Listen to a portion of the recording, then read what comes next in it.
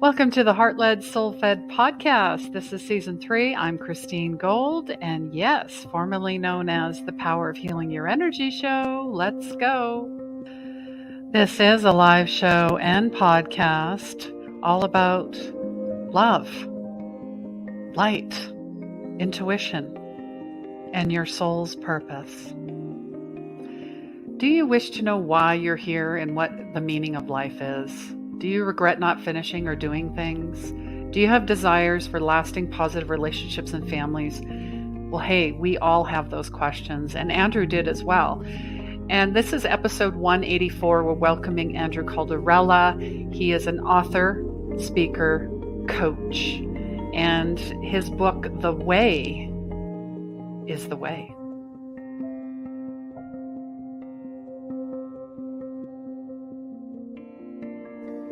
Depression and anxiety are a side effect of not living your life intuitively, not trusting your gut, the lost connections with yourself and others.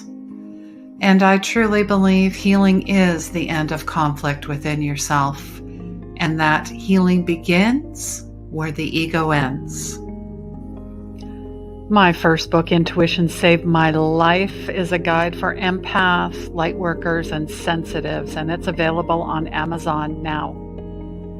Replays can be found on Facebook, YouTube, and Anchor FM. Please like, subscribe, and follow. We're live every Wednesday at 3 p.m. Eastern.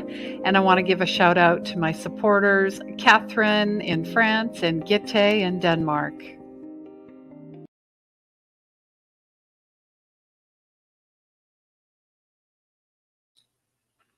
Hello and welcome everyone. Come on in. And yes, we are worldwide. We are international. We are definitely connected, way more than you'd like to think we are.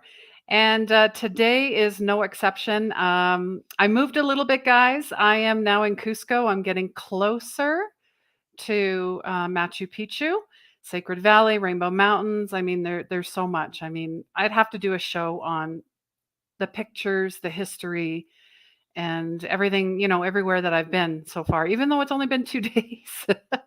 And altitude sickness is a real thing. Okay. So I drank a ton of cocoa tea and Munya tea. I've been drinking it like water, and it has helped a tremendous amount. The only side effect, honestly, was like a slight headache, but I know people that have actually gone home because they were so sick. So anyways, enough about me. Come on in. Let us know where you're from. And I'm going to welcome in today's guest, Andrew Calderella. And this has been a year in the making. We actually connected back in February 2021.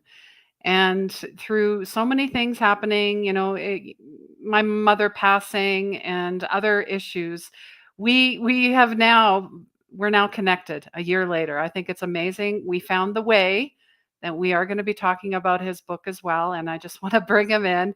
Enough about me. Hello, Andrew. Hi, Christine. Thank you for having me on your show. Thanks for joining us, everybody. Yes. And I'm letting everybody know where I am. Where are you in the world? I am in Southern California, just north of Los Angeles right now. I'm here taking care of my mom. My dad passed, and it's been a little lonely during COVID, I'll tell you. Oh, I'm very sorry to hear that. When did your dad pass? Oh, it was many years ago. I've been caring for her since, but since COVID, it's been a little isolating. She has health issues and basically handicapped, so I didn't want to expose myself to getting COVID because I'd bring it home to her, and that would not be good. So. Yeah, I understand. And thank you for showing up. There's a lot of folks out there that are caretaking in so many ways, and we appreciate you. We definitely do. And maybe you want to tell a little bit about yourself. I mean, I was looking at your bio, and I mean, talk about your parents. Because when I heard about them, I'm like, okay, this makes sense about your combo, Rocky Story, Think and Grow Rich, and the Celestine Prophecy on steroids. Yeah, people say that about my life. I was a PR group. they learned about me, and they say, hey, you're in Los Angeles, especially when you're talking with PR or TV people, they always try to relate you to something else. They're like, your life is like the Rocky story and Think and Grow Rich and the Celestine. They actually said The Secret originally, and I had a problem with The Secret because it was kind of stupid. It's only two things. And the Celestine Prophecy, one of them said fit my life a little more. But yeah, when I go on shows, they always want me to start at the beginning of my life, like you said. So I was born in Detroit, Michigan in 1966 to parents who were fighting for the civil rights movement. I was born with dyslexia, learning disabilities, um, other learning disabilities, as well as a lazy eye, which meant I was legally blind in one eye. So they put a patch over my good eye to make me look out of my bad eye. I don't know if you can imagine a kid like that, but I couldn't do much well. Certainly didn't do well in school. Was bullied relentlessly. I had teachers even get in on it. One elementary school teacher said I was too stupid to learn anything. I should just drop out. Kind of ridiculed me in front of the whole class. Needless to say, this led me down negative thinking route to suicidal thoughts. I was a really happy kid, and it kind of really takes it out of you when you go out there in the world and you're looking for having a great day, and people are throwing you in trash cans and beating you up and calling you stupid and laughing at you and everything else. So it kind of created a lot of trauma in my life. I did end up graduating from elementary school with some help from my mom, obviously, and special teacher. I went on to becoming a leader in my high school. I was elected vice president. I graduated from high school, went on to college, was elected programming commissioner. I was on the crew. I've always been quite an athlete. And I graduated with speech communications, theology, and philosophy degrees. Right after college, I went on, got a job in Japan. I traveled the world. And while all this was going on, I also did a lot of different types of jobs. I've started different companies. I've been running my own consulting business since 2020. I own a drug testing business. I kind of put all that aside so I could focus on getting this book done in 2015 after I had this major breakthrough where I found these 7 steps within all my notes. I kept finding my references to this is key to true success. And I put all these together. It showed me how all this knowledge and epiphanies and universal truths that I had discovered along this 30-year journey of trying to find these answers fit into these 7 steps, and I can explain it to everybody. And it was through these spiritual experiences, a lot of research and reading thousands of books and other materials that led me to find these things. And when I kept finding them and sharing with people, it was like, oh, you got to share that with the world. You got to share that. And after I put the 7 steps together and I started to share with people, I again got some tremendous feedback. Even the publishers got into it, and one of them said, this, most people when they write books, it's like a regurgitation of the past with a different take on it. Like they say that people write books and it's a regurgitation of Hill or Covey or Robbins or something like that. But they said that this was completely new. This takes everything they did to a higher level and simplifies everything for everybody. And I'm saying that because the way isn't about me. This is the human way that we become the best people we can be. And it was through all these life experiences of traumas that I've been through, as well as all the good stuff that allowed me to find this. And that's why I'm here. I'm really just trying to share what I've found. I feel like I'm a little late, but better show up sometime than never, to really help us all become our best people, but also to fix our world. And that's what the way is about. So hopefully that all makes sense. Absolutely. And I was just saying, but my mic was muted because clearly you were meant to finish your sentence. I said you're never too late, just like you're never too old, you're never too young, you're never too fat, you're never too, never, never, never. Eh, now, right now. And Yeah. maybe you're listening to this, somebody's listening to this and going, yeah, now. Thank you for that. And I want to honor you for, everything that you've been through. The lazy eye, actually, my youngest had that. So Oh, we have that connection. yeah. It's Yeah. not easy. When I It's put the patch over my definitely eye to start with, it was 2200 vision. It was like seeing through cotton. I couldn't see hardly anything. And that's how I wow. started my life in school, was wearing a patch. So Same with him. Same with him. Yeah. yeah, So, it's almost like, you're set up to fail, but actually you were set up to thrive because you're sharing your story, your hero's journey with other people. And that alone is why you're here. That's it. And Well, I thank honor you. you walking that path because it's not easy. No, You I didn't probably know I feel was actually going to make alone. it here. Yeah, it's been very lonely. I mean, I was so many years. As a kid, when you're bullied, you turn in, and your inner world becomes more of who you are than the external world. And especially, I couldn't see very well. I couldn't participate in sports, and didn't have a lot of friends and whatnot. And um, it has been a very lonely road. And one, you don't know my whole history, but I've been hit by cars numerous times, attacked by dogs and fights and all these things. And one of the times when I was hit by a car, 2020, it set me back for about 10 years. I couldn't stand up and walk, uh, crawling to the bathroom in pain all the time. And, you know, it was beyond trying, you know what I mean? And to heal yourself, because doctors said they were going to do an operation. I ruptured a disc behind right behind my heart, and messed up my hip and my lower back and everything. And the doctors were like, well, you have like a 70% chance of being paralyzed, or, never walking again if we do this operation. So I just went through a lot of physical therapy, but it's really the mental game that allowed me to heal myself and really just envision myself as whole again. It took a long time, but thank God I'm still here, and I'm able to stand and walk, and I'm stronger than most people. So You absolutely are, and you're a shining example of, how you were broken and how you put yourself back together, but you said it was here. So do you want to talk about the 7 steps? sure, we can talk about the way. The way is the first book in a 3-book series. I couldn't do it all in one book because it would be super huge. But the first book covers all the philosophy of the 7 steps.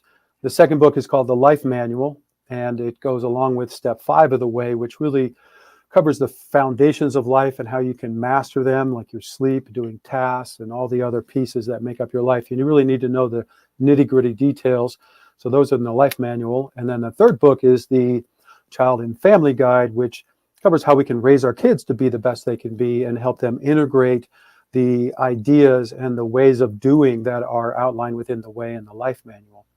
And that's really kind of the gist of the book is really how we can become our best and we can fix our world. And as you know, and everybody's told me, it's like if any one of the major foundations of your life falls apart, like your relationships, your health, your finances, or whatever it may be, it can ruin your life. So you really are as strong as your weakest link. And we need to shore up all of these different areas if we're really going to be the best people we can be.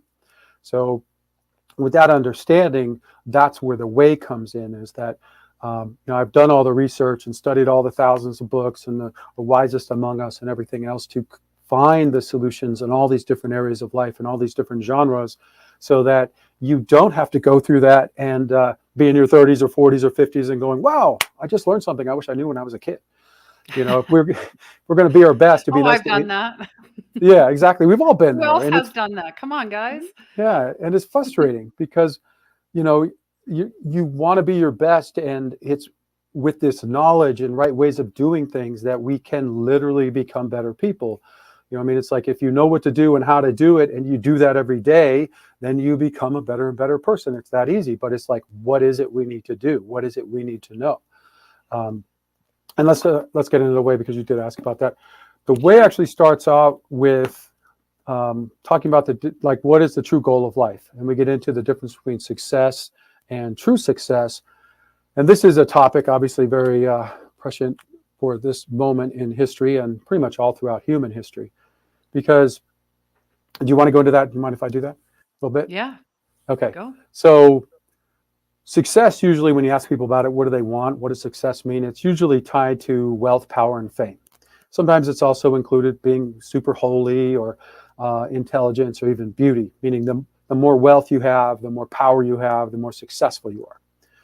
But if you actually study the lives of the most successful people in history, you find out that they don't automatically become perfect people. They don't know all of what to do. Their relationships aren't automatically fixed. They're not automatically healthy. If anything, it's really a challenge, a test of character, and if people are going to live up to the higher ideals that humanity holds. Um, we get into this, like you can just look at the world today and see the proof of this. I mean, even our funniest, I use Robin Williams as an example. He was always a hero of mine, but then he killed himself. So it's like this guy had super wealth, access to anything, and he was super funny, and he still killed himself. So if that's not proof enough that being successful isn't true success, I don't know what is. We only need to look at our world today. There's literally 100 companies, about 100 companies and 100 people in the world that are destroying everything and messing it all up for all of us. And the rest of the billions of us, we want, right? We want to live a wonderful life. We want all the pieces that make up that life. And that's really what true success is. And I define true success in the book as what a loving parent or loving mother wants for their children. They want them to be healthy and happy, to be passionate about something worthwhile that they maybe can make a living from, have great relationships, and all the other pieces that make up this wonderful life. And that's what we all want. It doesn't mean it's wrong to be successful in this terms of wealth or power, fame, or beauty, or intelligence, or even being holy. It just means that those are challenges and roles that need to be filled and handled correctly if you are really going to go through it and still be a good person and be the best person you can be, but also to make a positive difference in the world. So does that make sense, what the difference between success and true success is? Absolutely. It's a difference between ego and soul. Yeah. Really, truly. And I Yeah. appreciate what you're doing. I love Robin Williams as well. I can think of a lot of other people, and people always say, "Oh my God, they had it all. Why did they do that?" And I'm like, "You really thought they had it all? Is that what that's what the ego wants. That's what it's saying. That's what success is. To be so grandiose and to be so, Instagrammable and have all these followers and be so inauthentic and so disconnected from ourselves." And I thank you because really you're being the soft landing before someone hits rock bottom. Yeah. And I talk to so many people in their life, and I think that this disconnection between what is success and true success is one of the fundamental problems in our society, because it leads to a lot of confusion. It leads to a lot of misaligned desires and focuses and everything else. Whereas if you ask people what they really want, it's happiness. Nobody wants to be poor and desperate and all the rest of it. Those are problems in the society we need to fix. But if we don't have the right focus, we can't fix anything, because what I found is, I think I'm going to jump way ahead here. Step 4 of the way talks about, it's called center, and it's about centering yourself in a complete core belief system that covers all of life. These core beliefs, these fundamental, the moral code that we live by, really determines everything in your life, because it affects who you become, what you believe, what you think about everything around you. And the problem is humanity does not share a complete and good moral code that will allow us to navigate through all the different situations in life. And within step 4 of the way, we actually cover that moral code so that it will be a guide that when you come against these different situations as a leader, you know what to do. And just to talk about 3 of these 3 of these laws, I call them the laws to live by, they can change the whole world if we just embrace them. And the 3 laws are: 1, all people are equal; 2, to treat everyone as you would want to be treated, which is the golden rule; and 3, to respecting life. Now, if you think about it, the first law is equals, meaning we all share 99.9% of our DNA, right? So we're one human family. There's no separate races. It's one race, one human family. And religion and science really agree on this, because for the faithful, we all know that God created everybody and everything. And science says we're all one human family. So, there really is no difference there. When we talk about equality, we're talking about treating each other with respect and common courtesy and dignity and all the rest of the good things. It doesn't mean you have to love everybody and have them over to your house, right? We certainly love certain people or like them more than others. And it doesn't mean everybody's equal in the abilities. Certainly some people are better at some things than others. It's really just about seeing each other as equals. This idea of the golden rule has shown up in every faith and pretty much every moral code throughout all of history. And it's really about treating people as you want to be treated, in the sense that when you're at your weakest or you're alone, because I've had this conversation with some men before, really powerful men, and it's like, well, great, then I just want to be left alone to do whatever I want, and that's great. I'm like, no, that's really not the way to think about it. It's like, if you were sick and broken and had no resources, how would you want to be treated in these different situations? Well, clearly everybody says we want to be treated well, right? We want to be respected, and our dignity, appreciated, and all the rest of what it makes up to to be good to somebody. And if you look at these three laws, the third one being respect life, is really about caring for our world. I mean, this is our womb that we live within. This is our home, our nesting ground, and we don't want to poison it or destroy it. We want to help it so it can thrive, because it's going to supply all of our air and food and water and everything else we could possibly need. So if you take these three together and you look at the world and the 100 companies and 100 people that are destroying everything, most of it couldn't be done. There's no way George Floyd would have been murdered if people saw him, or the person that was doing this saw him as an equal, and as and then we're going to treat them as they want to be treated. Most of the problems and destruction of our world wouldn't be happening if we respected life and treated our world like it was sacred and something to be respected. Does that all make sense? Oh, amen. Absolutely. I mean, you're speaking the truth, which, I think many are coming online about. Some don't want to hear it. And you're talking about, the 1% don't want anyone to find out about it. So I've I definitely align with that. I'm saying hello to Patty on YouTube. She's just saying hello, and she's talking about her niece. She was complete wealth, best of everything, and committed suicide. Yeah, and I was almost there. I actually have a video, just so people know, and it's also covered in the way, is how to overcome negative thinking, depression, and suicidal thoughts. When you're bullied, when you go through some trauma in your life, whether it's PTSD, you could be a soldier, you just gone through some horrible experiences, it literally leads you down a negative path, but it doesn't have to end there. And if we just knew the actual steps to go through to help us get through this and overcome it, we can become stronger and better people for it. And again, there's a video up on YouTube, on the website, on how to overcome negative thinking, depression, and suicidal thoughts, as well as addiction. And while my video skills, I did this a couple of years ago, weren't the best at the time, I literally was trying to figure out how to do this. The information in there is good. I'm going to reshoot them eventually, but please take a look at those and share those with people, because people have told me they've saved their life.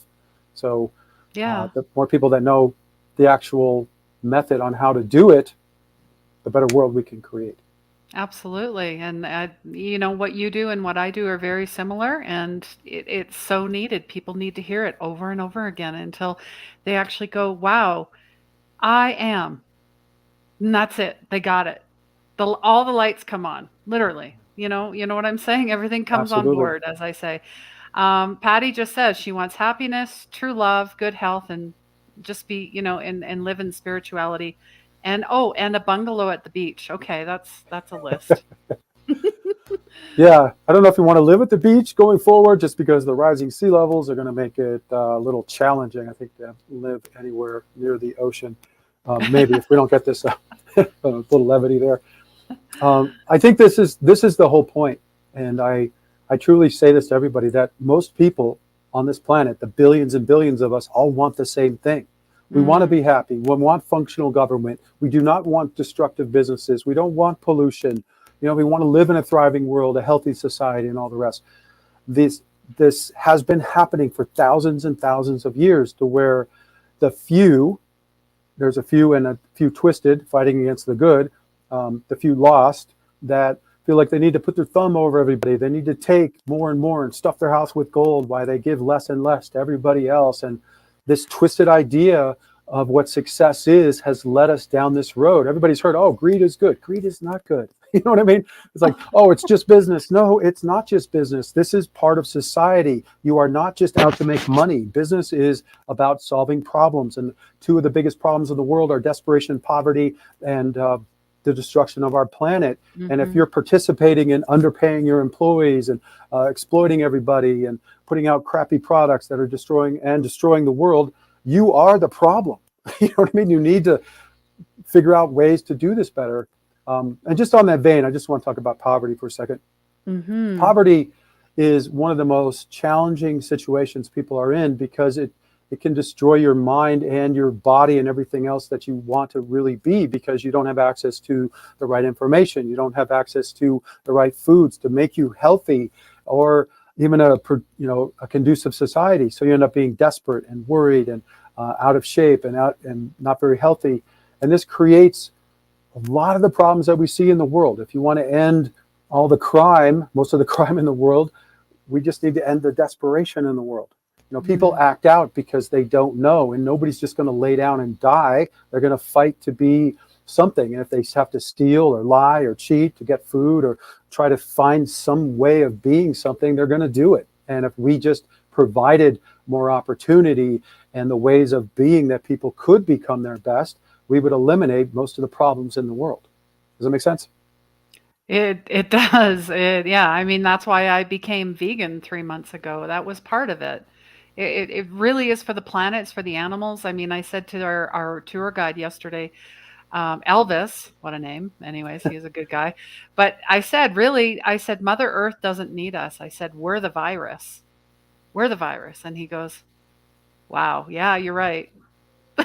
You know, I've heard that before, and I'm not meaning to push back, but I want to say that I believe that we're put here. I believe in, I've had a lot of spiritual experiences in life. I've always been close to God. Not the God of religion, but the God that the religions are talking about. And he's been shared a lot of higher level spiritual ideas in my life with me. And this idea that, you know, that we can be the virus or we can be the hero.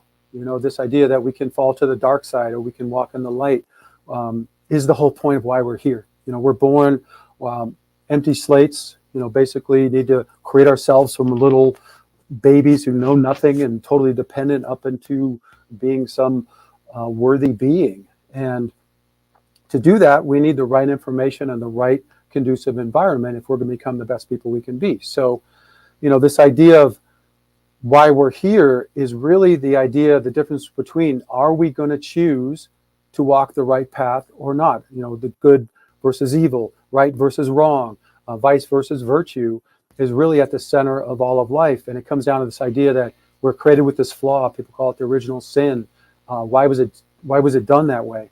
It was done that way because we are created in the image of God, and we are the children of God, which means we need to make choices. Are we going to walk the right side or the dark side? Are we going to live up to what it means to have good character and all the rest? And I talk about this in the book and explain what the difference is between right and wrong, good and bad, because so many times people don't even know anymore. Like I've literally talked to people that go, oh, it's all relative.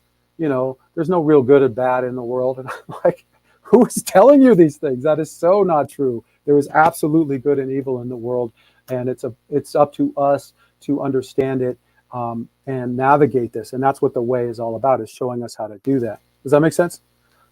Yeah, and that it's a choice point. It's about responsibility and all of that. And we're here for a reason. I absolutely Absolutely. believe that. So we covered point one and point four. Did we miss? Yeah, we missed a bunch. Well, and again, just so everybody knows, I'm not going to do a complete job in this show on Hmm. explaining the depth of the way. So Yeah. the book is there, but I'm also doing training videos on this. I'm working on a training series right now that will go through the true goal of life, the meaning of life, how to achieve the true goal of life, as well as all the different steps.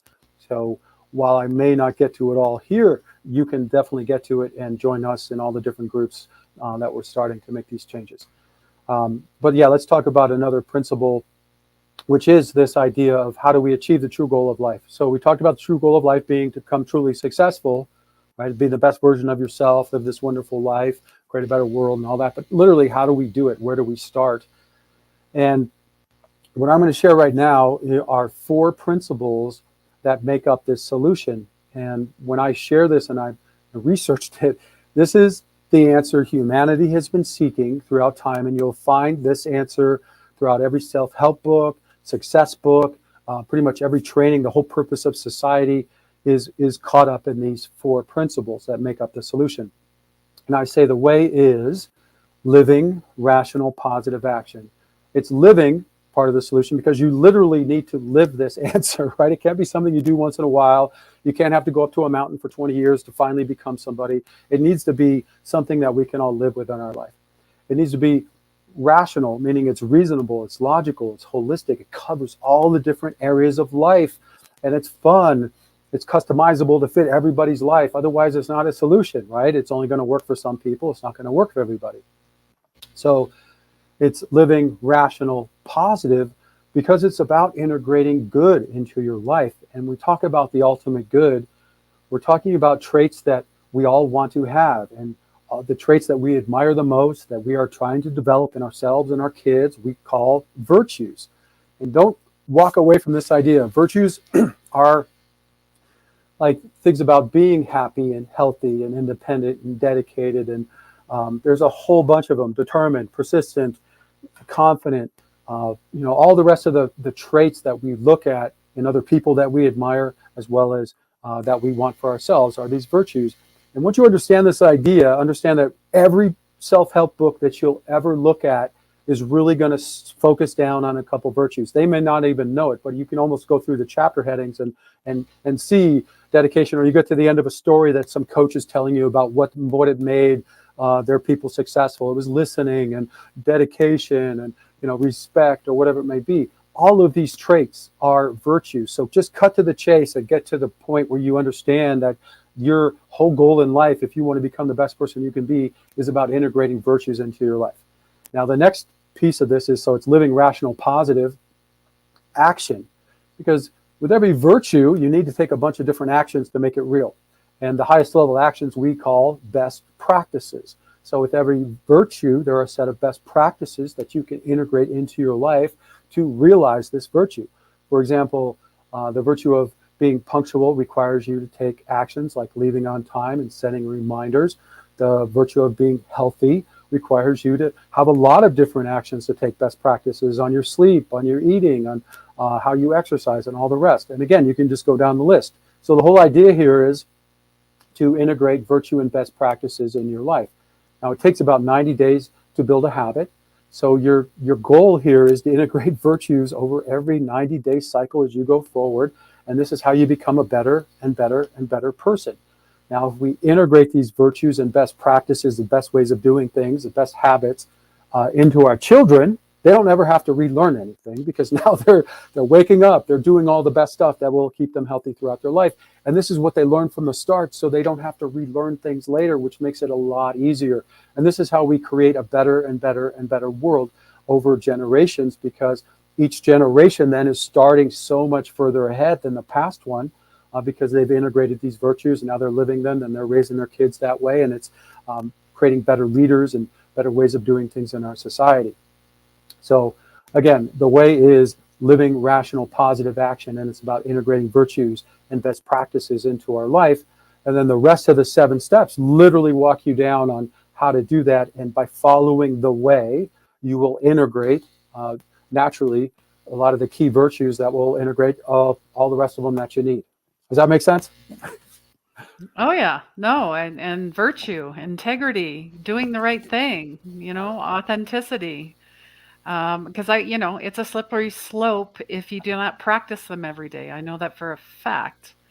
Because Absolutely. I was, you were where I was, vice versa. The depression, the anxiety, the 2 attempts at suicide. I mean, it's your soul. Your soul is screaming at you, saying, "Hi, remember why you're here. You're here for a reason. You have a purpose. All of that." And thank you so much for writing that first in one of 3 books, which really are just, they're channeled. Would you not say they're channeled? Absolutely. I feel like a lot of times I describe this to people where the way exists, and I'm just trying to make it real. I've heard sculptors say when they take a block of stone or a tree, and they're bringing the whatever that they're carving out of it, they're bringing it out. They're not imposing their will on it. They're seeing what the natural stone wants to be. And honestly, when I wrote the way, people don't know this, but I have dyslexia, so it's not like I'm some writer guy, just throwing out the prose and it's all flowing. No, it's insanity. It's everything's mixed up. All the words are misspelled. Everything's backwards. There's stuff at the very end that should be at the beginning and everything else. It was literally like I could see it clearly in my mind, but then getting it out to where it made sense was a huge challenge. And it was like I said, it was like every time I read it, I could feel that it was wrong. It needed to be something else. I'm not saying that it's the best yet. As far as writing goes, people say it's wonderful, but I can still see improvements. But the ideas are there. You know what I mean? They make sense and people can grasp onto them. And I think one of the the lessons I learned when I was young, it was always my dad kind of talked to me about this, because not only was I dyslexic and all this stuff, but I also had these gifts. I was tested out in being a genius in abstract thinking and these other areas. So I was a little odd as a kid. I mean, I could do things and say things to people that they'd be like, how is this 5-year-old saying this, or doing this? Because he can't see, he can't write, yet he's telling us this stuff. And my dad always said, it's one thing to be smart, but if you can take something that's complex and make it simple so people can easily follow it, that's true genius. And you need to spend your life on doing something worthwhile. We have enough people that are smart making money. We have enough people that are smart doing this, but we do not have enough leaders that are fixing the world, right? So this idea kind of stuck with me as a kid, and I always looked around and I literally, like, there's 100 people and 100 businesses that are destroying the world and ruining everything for all of us. Yet there's billions of us, right? There's literally billions of people that want to live a nice life and have a great, Sunday watching their kids play instead of worrying about bombs falling on their heads or some pollution that they're being given that they don't know about or whatever it may be. And it's like, so why is this happening? Why has it been happening for thousands and thousands and thousands of years over and over and over again? Why has it taken all this time in human history to come up with a country that finally broke the chain of dictatorships and created the United States? As flawed as it is, it still was the start of something amazing. And for me, it always comes down to this idea of, when I study human history, it's like you can see this, the horror story, but then you see this hero story that always comes out. There's always these individuals that stand up and speak the words and unite people, overthrow that dictatorship or that government, and try to make something better. And to me, this is the whole kind of idea of humanity, is that we're all trying to create this true life, this true society, this true, successful world where everybody can be the best people can be. And to me, it was always like, how do we do that? I remember talking to my friends and it was like, nobody has time to find these answers. Nobody, we're working too much, man. I love that you think about these things. I remember having this conversation with my friend Mike, and he was like, you know what? I love thinking about these things, but I don't have time. I work, 10, 12 hours a day. I come home, I got to get food on the table. I got to go shopping. I got to do this and that. It kind of stuck with me. And it was like, well, what if we did all know? What if we were able to simplify it and put it in formats that people could digest it? Would the world change? And I think, everybody says they argue with God. I mean, one of the conversations I would have with God would be like, it's not really fair if people don't know how. You know what I mean? It's like, here, we're on this ultimate test, and you just have to become a better person and be the best you can be. And I'm like, yeah, but there's not really a way for everybody to do that, Lord. I mean, if we don't all have this core belief system and this core understanding, the foundations of how to make our lives better, how do we do it? I spent 30, 40 years doing endless research, giving up relationships and weekends and nights and everything else to figure out these answers, to study all the different ologies and all the successful people in the world. And it took my entire life. I'm like, so that's where the God's like, well, now you need to write a book. I'm like, why would you pick a dyslexic, half-blind person to write a book? I mean, it took me 10, 20, 50 times as long to do this as it would somebody else. And I think it just came down to my ability to see some of these things and understand them and make them simple. And that's really the only reason I'm doing this. It's not about me at all. It's not about money or fame or anything. If it were, I would be doing something else. I literally have other businesses and things I could do all that with. But this is the most important thing to do in the world. And like what you're doing, we're all these good people in the world trying to help other people become the best people they can be. This is the noble spirit of humanity. But even then, I know I'm going on a little bit, but I just want to say this because it's so important. All the good people in the world, we are not changing things, right? I mean, it's still happening every day. The Amazon, the Congo Basin are being destroyed. It's the lungs of the world. Pollution has run rampant, horror, destruction, you name it. It just doesn't seem to stop. Why? It's because the good people in the world are divided, right? Just think about it like this. Think about how many environmental organizations there are fighting for, environmental justice in the world. Think about how many people are fighting for equal rights and to fix all the problems in the world. There are so many groups. There are literally thousands and thousands of different groups that are working on the same thing. And it dilutes their power, it dilutes their ability. One of the groups I'm starting off of this is called the One Movement. I'm also doing the One Party. The One Movement is about joining all good people and all these good groups together so that we can focus and literally fix problems. Because if there are a billion of us, I mean, the greatest power on this planet is the people united. And just think about a billion people giving $1 a month and clicking on things.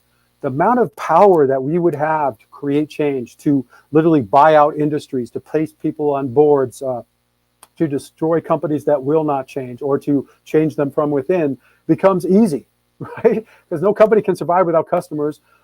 And if their board members and everybody else, the CEOs, are on this idea of caring for the world and caring for people, then everything can change. It's really not as hard as our leadership wants us to believe. They want to make it seem like it's this huge fight and this huge us against them because they gain more power and fame.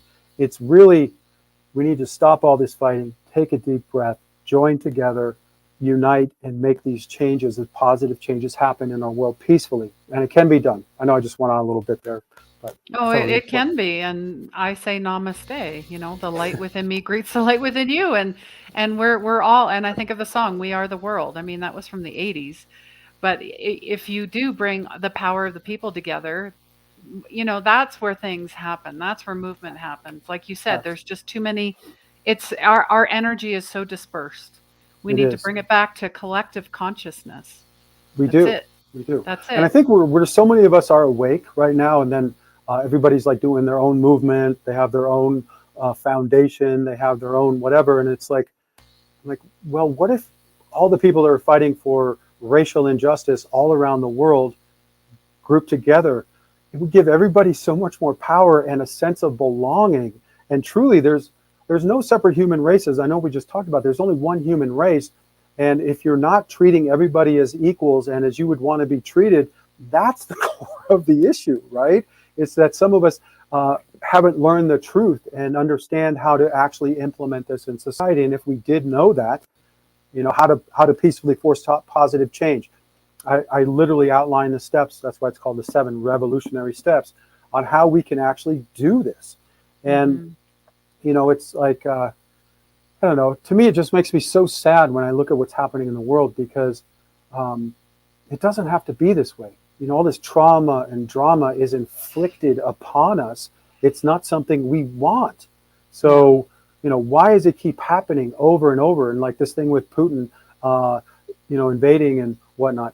The problem is mainly with men. Okay, we need to own up to this. It's our arrogance. It's our innate dark side tendencies to want to put everybody under our thumb, to compete with men where we must be the best. I know there's a lot of men out there that are just in circumstances to where they feel penned in. They don't know how to make the changes because if they don't do it, this other guy will, right? So these industries are just keep destroying and destroying the world because everybody's destroying and destroying the world. And if they don't do it, somebody else will do it. And I'm telling you, I know how to change this. And if you're hearing me and you want to know, contact me. I will help you do it. Um, but it doesn't have to be this way. These people that are in charge of all of these different countries and industries and whatnot, again, mostly men, you have the power literally together to change the entire world if you just knew what to do. And you would gain more of what you truly seek in life if you actually did these good things instead of the bad things. I mean, imagine being hailed as a hero for saving the rainforest as the company that's cutting it down, right, to stop it and buying up the huge plots of land and giving it to the world or whatever it may be. I mean, the amount of fame and accolades and everything else, Peace Prize won, you name it, you will get more of that than you ever will by doing what you're doing. Does that make That's sense? right. Oh, absolutely. And they know it's wrong, but it's perpetual. They don't know. We are the system we are trying to break out of. Exactly. And And I'm that's so where we need a glad that nuance. Yeah. you're leading men, breaking that masculinity, that toxic masculinity. That's what it is. Yeah. We need more men like you to say, here's the way. I'll show you. So, as we thank you so much for everything. Very enlightening. I'm sure I'll listen to it again because I do that. Listening and watch, like doing the show, totally different. So I can actually integrate and marinate in this. That's where the changes come in. So I always ask my guests two questions before we end. How can we, as a collective energy, help make your dreams come true? Gosh, I need people and I need resources. I'm one person alone starting out on this journey. I've been a little bit of a hermit because of my makeup as a human or whatnot and my injuries. And without resources and people, I can't do anything. So joining all the different social media, sharing what I'm doing with people. The One Tribe is on Facebook. I'm starting it on LinkedIn as a way we can all group together and get this information. And then joining all of our groups and people into the one movement and one party, donating to Patreon, the other ways to help fund this so I can hire people to help us. There's so many ways you can help. I mean, just from a click to donating some money, sharing things with people, it all helps. Every little bit is what makes the difference. And it also helps me just know that that people aren't so jaded and lost that they're just going to walk away from this. You know what I mean? It's like, I know there's so many good people. You've heard so many good things and people say these types of things or whatever, but this is different. Okay, I'm not doing this because it's the same. You know what I mean? I wouldn't even be here. There would be no point to it. Everybody keeps telling me this is the way to fix the world, and this is different. So give it a chance. Join with us, and we're just starting. You have the opportunity to really help make this into something. So don't just walk by. I guess it's one of the ways. Absolutely. Yeah, don't just be a passerby or those rubberneckers when there's a traffic accident. That's when people are paying attention? No, that's no, no, no. Anyways, and last question, what does magic mean to you? Well, magic to me is tied into the spirit and the kind of the say the higher levels of humanity that we get into. I've had a lot of spiritual experiences in my life. I've had so many close calls where I've almost died. Um, that it really proved to me that the magic in life, the spirituality, the afterlife, all of this exists. We are just limited. We're little, children of God being born in this world to grow up and learn, and we can't have access to all the different powers we would have, let's say, in heaven, because this is a training ground preparing us for this greater reality. So, magic is you finding that soul, that spirit that lies deep within you, that is striving to be happy and healthy and wants all this best in life and wants to be good to people, and really letting that magic flow through you and into your works in life and into our society. Because if we become better people, our society will become better. If we just integrate these principles into our life and our world, we can have everything we want. And that's truly the magic, is when we get together, all these good people sharing all this goodness with each other, it creates wonders in the world.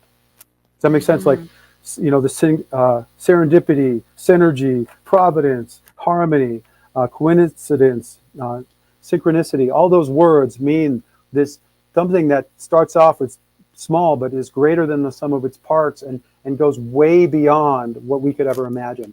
And that's the magic that we can create in this world if we good people bound together, join together in the right way, and learn and make these changes happen. Does that make sense? I know I said that a lot, but it's hard to listen to yourself when you're talking. No, it's fine. It's fine. So I'm just going to bring up, thank you for that. Let us know what your version of magic is, everyone, or what you're working on. You're going to join the one. You're going to put that in the comments for us later, but I want to promote the book as well. Where can people get the book? Sure. The hub for everything is the website, and the book is available all over the world, obviously on Amazon, but it's in pretty much every other major bookstore, every country in the world. The hub for everything is the website 7wayme. That's the number 7, WAY.me. And there you can find links to the book. You can join the One Movement Party and the One Tribe there. You can find links for everything. There's societal solution videos there. You can listen to me on all the different shows I've been on. It's really the hub for everything. So go to 7wayme and join us and participate in the big change that's going to happen in this world. Wonderful. Well, I thank you so much for sharing your time. And if you guys are on the replay, please let us know if you have any questions. Send them our way. We won't leave you hanging. I respond to everything. I'll make sure if you need to connect to Andrew, we'll make sure you're connected. And thank you so much for your time. And please remember, everyone, healing begins where the ego ends. Take care.